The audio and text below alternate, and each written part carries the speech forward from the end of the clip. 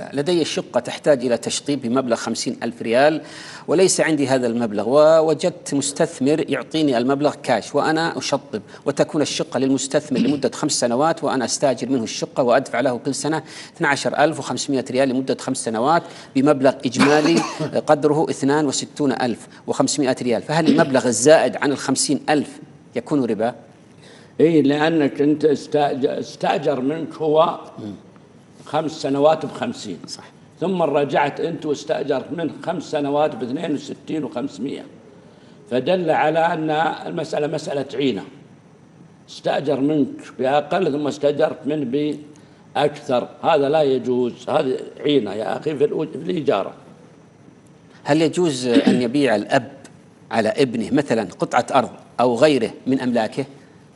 يجوز للأب أن يبيع ابنه كما يجوز له أن يبيع غيره على ابنه. أي نعم، يجوز أن يبيع على ابنه كما يجوز له أن يبيع على غيره، إنما المنهي عنها المحاباة.